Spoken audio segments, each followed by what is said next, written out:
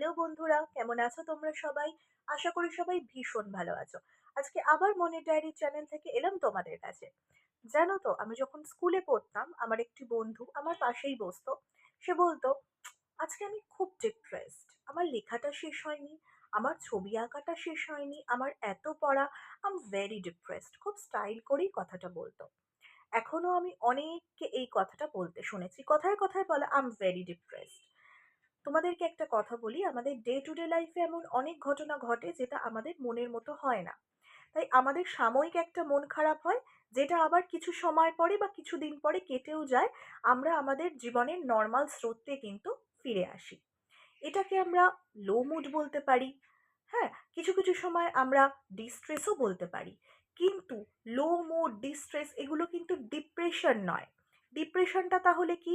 এই যে লো মুড, এই যে মন খারাপ, এই যে এই সিচুয়েশনটার সঙ্গে কিছু সিমটমস থাকবে, যেগুলো মিনিমাম যদি 2 সপ্তাহ ধরে কন্টিনিউ হয়, তাহলে আমরা মনে করতে পারি যে ইয়েস, এটা ডিপ্রেশন হলেও হতে পারে।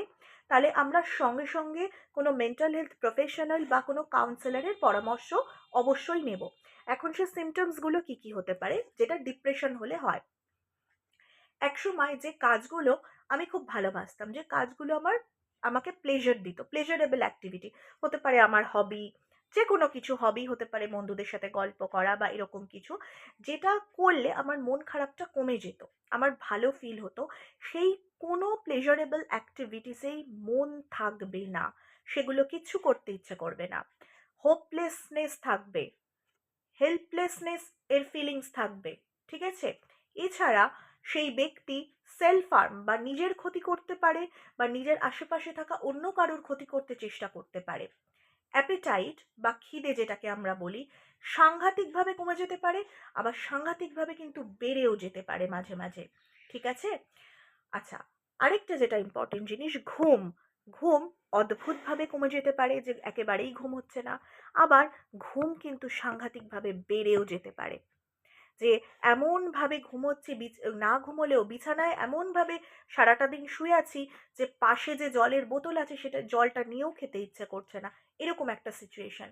তাহলে কি কি বললাম? এক সময় যে অ্যাক্টিভিটিগুলো আনন্দ দিত সেগুলো করতে ইচ্ছে করবে না, অ্যাপেটাইটে চেঞ্জেস আসবে, ঘুমে সাংঘাতিক রকম চেঞ্জেস আসবে, ড্রাইভে চেঞ্জেস আসবে। ঠিক আছে?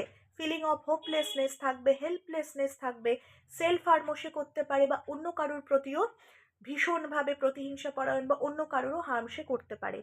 এই ধরনের সিচুয়েশনগুলো যদি টানা 2 সপ্তাহের বেশি ধরে থেকে যায় লো মুডের সঙ্গে, তাহলে কিন্তু তোমরা অবশ্যই মেন্টাল হেলথ যিনি প্রফেশনাল আছে তার সঙ্গে কনসাল্ট করো বা কাউন্সিলরের সাথে কনসাল্ট করো। কিন্তু ডে টু ডে লাইফে যেটাকে আমরা মন খারাপ বলি, বা যেটা আমাদের হয়ে থাকে, লো মুড বলো বা ডিস্ট্রেস বলো, সেটা আর ডিপ্রেশন কিন্তু এক জিনিস মোটেই নয়।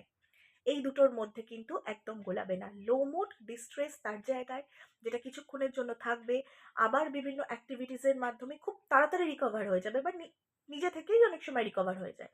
কিন্তু ডিপ্রেশন কিন্তু এটা নয়। বেশ লো মুডের সঙ্গে বেশ কিছু সিমটমস যেগুলো আমি বললাম, সেগুলো তো অল্প কিছু সিমটমস বললাম, আরও কিছু সিমটমস থাকতে পারে, সেটা আমি ডেফিনেটলি তোমাদেরকে জানাবো।